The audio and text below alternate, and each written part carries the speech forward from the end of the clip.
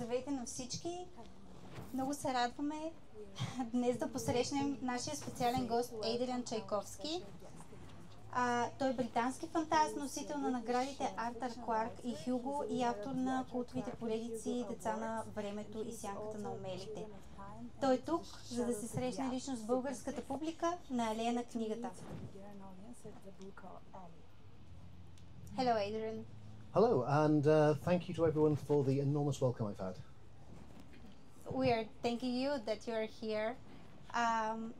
Това е вашето първо посещение в България ли е, или сте имали възможност да ни гостувате и преди? So I visited Bulgaria about 35 years ago as a student for a skiing trip, but it was a very different place then. Всъщност идвал съм в България преди цели 35 години, но тогава бях ученик на ски ваканция и тогава беше много по-различно моето посещение. А каква е разликата от тогава до сега? I mean, mostly I'm a lot older, but it's it's such a vibrant and colourful and multicultural place now. It's been an absolute joy to visit. Най-голямата разлика е, че аз доста съм напреднал с възрастта, но всъщност тук мястото е много живо, много цветно и мултикултурно и абсолютно много ми харесва. Книжните фестивали винаги носят една невероятна енергия.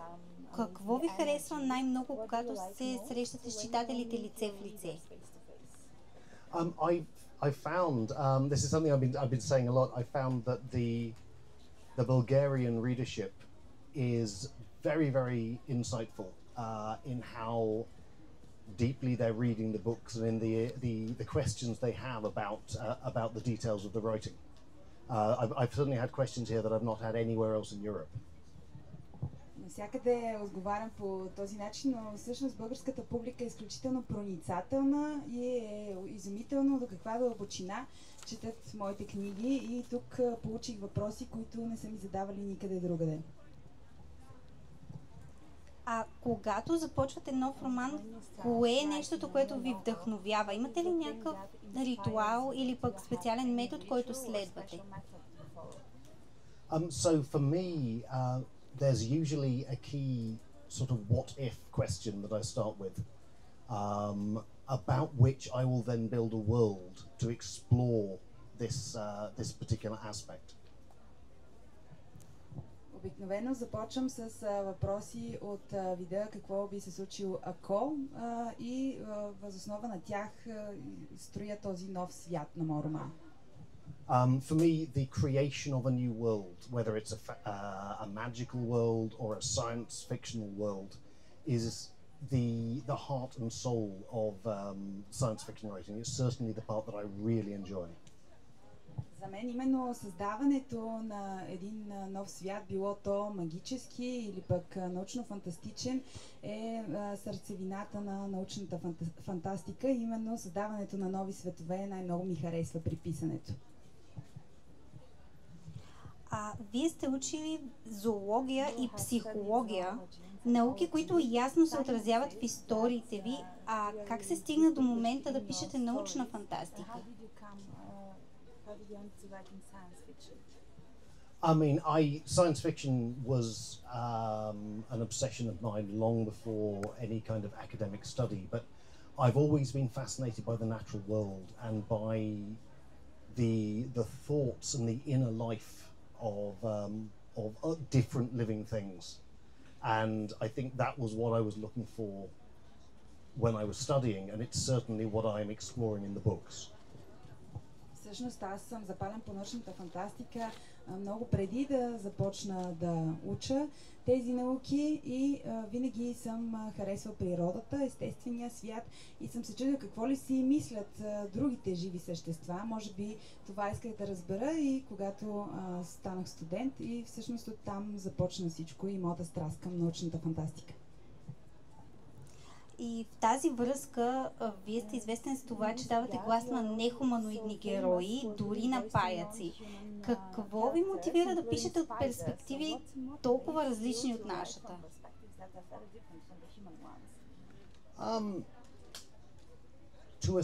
So, thinking of spiders in particular, there are sort of three answers to this question. I'll do like one at a time so you can. I mean, first of all, there is a very long literary tradition of using spiders and insects and things like that as a reflection of human nature. So we have Kafka and we have Pelevin. And so a lot of my work is in a conversation with those existing works. Като говорим за даването на глас на други живи същества, нека да засегна най-вече паяците. Има три отговора на този въпрос, защо избирам да дам глас именно на паяците. От една страна имаме литературна традиция, знаем автори като Кафка и Пелевин, които също са използвали този подход. So that's the clever sounding answer. There is also the fact that I just really like bugs and spiders, and writing books from their perspective is something that not many writers have done. I'm certainly not the only one, but it's a really interesting thought experiment to think what it would be like to be something else. And for me, that something else is almost always going to be something sort of creepy crawly. Този отговор за литературната традиция беше по-умният, но от друга страна пък аз самия много съм пленен от всякакви боболечки и паяци, така че решавам те да са водещите герои в моите произведения и не много автори са го направили по този начин, така че наистина е интересно да видиш как ще се развие историята от тяхна гледна точка. But on a more serious note, the books are about empathy. They're about finding common ground with something very different to ourselves. And for most people, a spider or an insect or something like that is as different as they can really imagine. People really don't like spiders. So if I can write a book where people actually end up on the side of the spiders and hoping everything goes okay for them, then that was the challenge I set myself. И един по-сериозен отговор. Моите книги са свързани с състраданието, с това да намерим общото с създания, които са много различни от нас. И като цяло знаем, че доста хора не си падат по паяците, така че ако аз напиша книга, в която в крайна сметка хората застават на страната на паяците, това ще покаже именно колко състрадателни можем да бъдем. Много интересни отговори, наистина. Деца на времето вече се смята за съвременна класика в научната фантастика. Очаквахте ли някога, че ще достигне до толкова много читатели по света? So when I wrote Children of Time, if I was known at all, it was for fantasy books, so swords and magic and that sort of thing. And when I told my publisher that I wanted to write a book about giant spiders from outer space, they were not very keen. Като написах Деца на времето, ако съм бил известен тогава, то беше с разни фантастични книги. И когато споменах на мой издател, че смятам да напиша книга за паяци гиганти в космоса, той не беше особено въодушевен. And so I can say honestly, nobody expected this book to do well, even within Britain, let alone anywhere else in the world. And I'm still not entirely sure, but why? But there is something in this book that does seem to speak to people, and I'm always delighted when it gets translated into a new language, when it finds a new audience. It's an absolutely wonderful thing. В тази връзка не мисля, че тогава някой във Великобритания, пък било то в друга част на света, очакваше тази книга да се превърне в успех. Но явно се оказва, че тя има нещо, което докосва хората и наистина стигна до много читатели. Аз винаги много се радвам, когато се превежда на друг език и се радвам на успеха. В Деца деца на времето също разглеждате еволюцията от много нетрадиционна перспектива. По какъв начин зоологията ви помогна да създадете тази сложна, но правдоподобна екосистема? Можете ли да посочите връзките между реалната наука и измисления свят? Yes, so I knew if this book was going to work at all, I had to make it as scientifically plausible as possible. And so every single aspect of the spider evolution is based on our best understanding of how the species currently exists, how it behaves, and where it conceivably might go. Знаех още в самото начало, че за да бъде книгата да заработи както трябва да е възможно най-правдоподобно от научна гледна точка. Затова всичко, което тя съдържа относно паяците, се основава върху нашите научни знания за вида на паяците. And in fact, the inspiration for the book is some scientific research by a New Zealand scientist called Fiona Cross into the current behavioural abilities of this species of spider, which are far more complex and intelligent than anyone had really understood before. Всъщност вдъхновението ми за тази книга идва от реално научно изследване на новозеландски учен, наречен Фиона Крос, за способностите на паяците и всъщност колко изумителни и колко по-сложни същества са от това, което всички ние си представяме. The point where I'm deviating from science and becoming a bit more fantastical is really only in the speed that the events occur, because I invent a virus which has accelerated the evolution. The actual path the evolution takes is hopefully entirely plausible within our sort of scientific understanding. Така че по отношение на еволюцията в тази книга абсолютно се основавам на научните факти. Там, където вече кривам към фантастиката, е скоростта, с която се развиват събитията, защото си измислих вирус, който да може да ускори еволюцията. И сега един много популярен въпрос в последно време и той е за изкуствения интелект, който се появява във вашите книги. Какво ви вдъхновява да изследвате тази тема и как виждате бъдещето на изкуствения интелект? AI is obviously an interesting topic right at the moment. Two-part answer. I do believe that it is possible to create what we call general AI, which is an artificial intelligence that has a consciousness and can reason at a human level. In Children of Time, it's essentially created by uploading a human mind, which I've got to say. Let's stop at human level and. Изкуственият интелект е доста интересна тема напоследък и на този въпрос също мога да дам отговор в две части. От една страна смятам, че наистина е възможно да се създаде такъв изкуствен интелект, който да може да разсъждава като човек и да има човешко съзнание. В Деца на времето това се случва чрез качването на човешки разум в компютър. So in Children of Time, the main example of artificial intelligence is an uploaded human character whose mind is essentially put into a computer, and then she lasts for thousands of years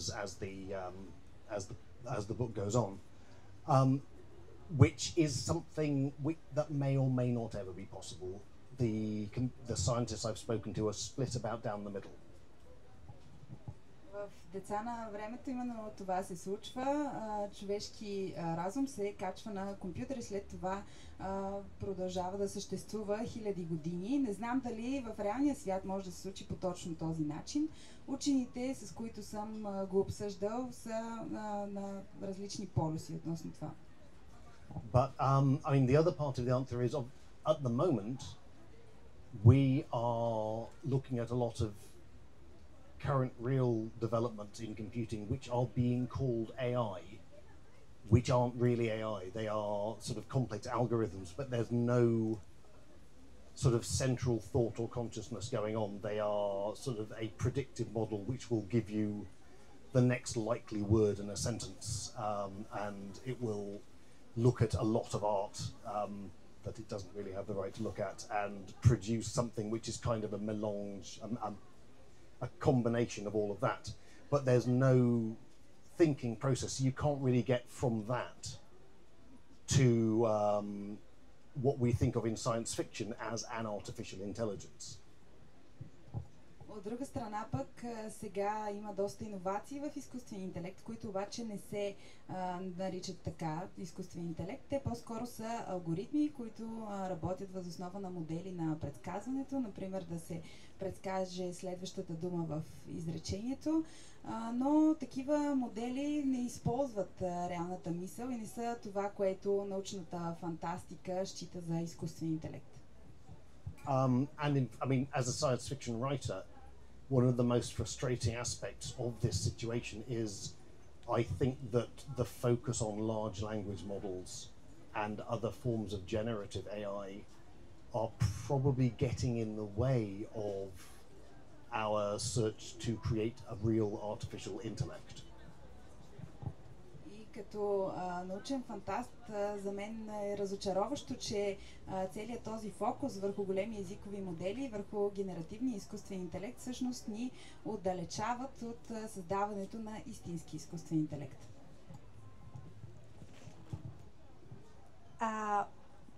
Можете ли да ни кажете нещо за проектите, за които работите в момента? Yes, so early next year in English, the fourth book in this series will come out. It's Children of Strife. And I understand the third book, Children of Memory, will also be out in Bulgarian next year as well.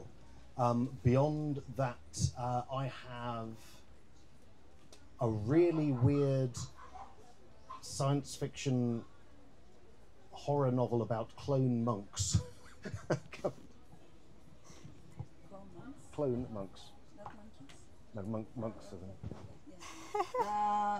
Всъщност работя в момента по четвъртата книга от тази поредица, която ще излезе на английски до година и се нарича Children of Strife. На български може би Деца на напредъка. А пък на български знам, че ще бъде издадена до година третата книга от тази поредица, Children of Memory, Деца на паметта. И освен това работя в момента по книга на ужасите за клонирани монаси. И накрая, какво бихте искали да кажете на българските читатели тук, на алея на книгата? I thank you for the welcome you've given me, and thank you for your love of books. Благодаря ви сърдечно за топлото посрещане и благодаря ви, че обичате книгите. Много красиви думи, наистина. Благодарим, че отделихте време да споделите идеите и историите си и благодарим на всички, които бяха тук с нас. Аплодисменти! Thank you.